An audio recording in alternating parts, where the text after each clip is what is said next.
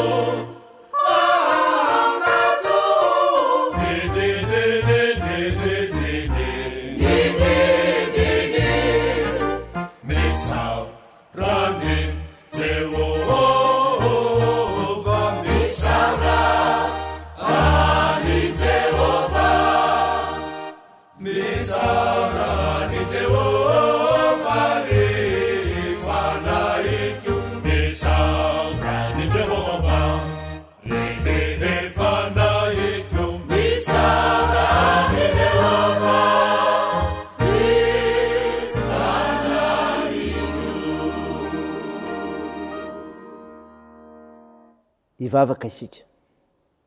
Ry Jehovah Andriamanitra arainay io, Andriamanitra mpiary ny olonao ianao, ka miaso amin'ny olona tarianao amin'ny fiainany koa. Koa mendrika anao Tompo ny saotra, ny dera, ny laza, ny voninahitra, no ny anaranao masina satria mpanafaka ianao.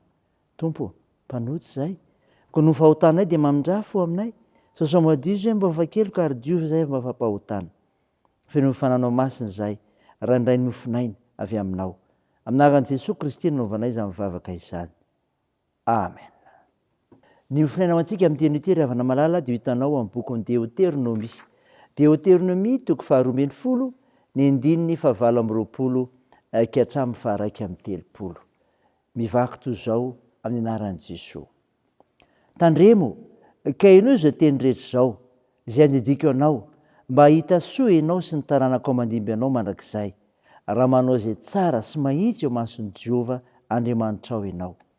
Rehefa ringan'i Jehovah Andriamanitrao eo alohanao ny firenena samihafa izay alehanao, ho resenao, ary andresy azy ianao ka onona eo amin'ny taniny, dia mitandrema fandrao voafandrika anaraka ny fanaony ianao, rehefa voaringana eo alohanao izy. Ary andrao mamotipototra ny amin'ny Andriamanina ianao ka manao hoe nanao ahoana no nanompoany reny fienireny Andriamanina, fa izao koa mba hanao toy izany. Aza manao toy izany amin'ny Jehovah Andriamanitrao, fa ny favetavetana rehetra izay halan'i Jehovah no nataony tamin'ny Andriamanina, fa ny zanany lahy sy ny zanany vavy aza dia nodorany tamin'ny afo ho an'ny Andriamanina. Amen. Ray masino, manamasinanay amin'ny fahamarinana, ny teninao ny fahamarinana. Amen. Ry havana malala, ho aminao neny fiadana avy amin'ilay Jesosy Kristy ilay mpandresy izao rehetra izao ary mampandresy anao koa. Mofinainao antsika an'io ry havana voavaky teo dia ny Deutéronomie 12:20-20. Arak'izay hiteto amin'ny soramandry dia izao milaza ny andravana izay zavatra momba ny vavahana amin'ny sampy ary ny amin'ny hivavahana amin'Andriamanitra ao amin'izay tany fidina. Izany ry havana no hozaraina amintsika. Arovan'ny Tompo tsy amin'ny fanao ratsy n'izao tontolo izao ny olony. Arovan'ny Tompo tsy amin'ny fanao ratsy n'izao tontolo izao ny olony. Afatra farana mafy mihitsy ry havana ny zanak'Israely rehefa tonga ao amin'ny tany Kanana, mba tsy hitsiriritra ny fomba fanaon'ny firenena manodidina satria ratsy izany. Satria nieritreretiny kokoa ny fomba mampanaon'ireo firenireo, satria misy kilalao sy dia ary fomba maro izay tao mahasarika ny fomba mampanahy. Na dia mivavaka aza nefa ny zanak'Israely dia mety ho voasarika ihany ny fony satria manao izay maravoravo sy mahafinaritra ny fombany. Ankoatra ny zava-mahafinaritra, somary mampivelatra ny ara-nofo loatra ny fomba rofehana manodidina ireo. Manao izay azona vola makarembe aok'izany, nefa dia feno tsirariny satria tsy maintsy hamoizana ain'olona foana ireny matetika. Sandana aina, eny hatramin'ny enjanany aza, ny arena be ilomanosana. Rehefa avy kosa izy ireo dia manao izay mahafinaritra ny saina. Eo indrindra ry havana no mipetraka ny olana satria raha zava-miretirety mahafinaritra fotsiny tsy maninona, fa izy miaro faharatsiana ny tena loza. Ry havana malala, na dia olombelona azy isika ka mety voakasika izany ny fotsika, dia zavatra ratsy izany. Afarana mafy isika Israely vaovao, isika fiangonana mba hifady izany satria tsy mety amin'ny finoantsika izany. Ataontsika ao anatin'ny saina fa tsy ny eto an-tany ihany ny tsinjovina fa indrindra ny mandrakizay.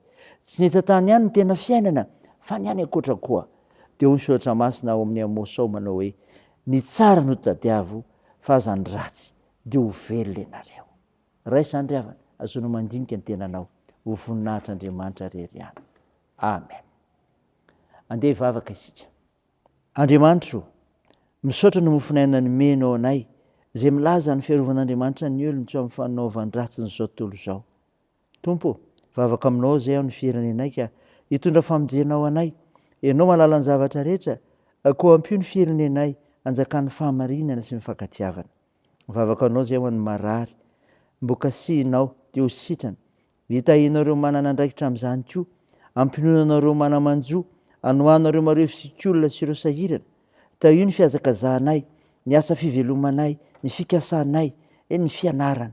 Ny vavakay dia ataony amin'ny anaran'i Jesosy Kristy mpamonjy anay, efa nampianatra anay koa ny vavaka manao hoe raha nay eo zay any an-danitra ao masina anie ny anaranao ho tonga anie ny fanjakanao atao anie ny sitraponao ety an-tany ho tahaka ny any an-danitra mihena an'io izy anina sahaza ao anay ary mamela ny elokay tahaka ny namela anay zay mieloka taminay ary aza mitondra anay amin'ny fakapanahy fa manafanay amin'ny ratsy fanao ny fanjakana sy ny hery ary ny voninahitra mandrakizay amen. Ho tanteraka aminareo ary raisiro amin'ny finoana ray avana nitsodrana totra anaran'i Jesosy Kristy.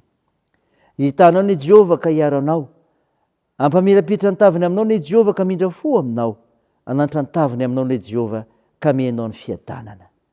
Amen. Teo an'Andriamanitra irery ny voninahitra amin'ny anaran'ny Ray sy ny Zanaka ary ny Fanahy Masina. Amen.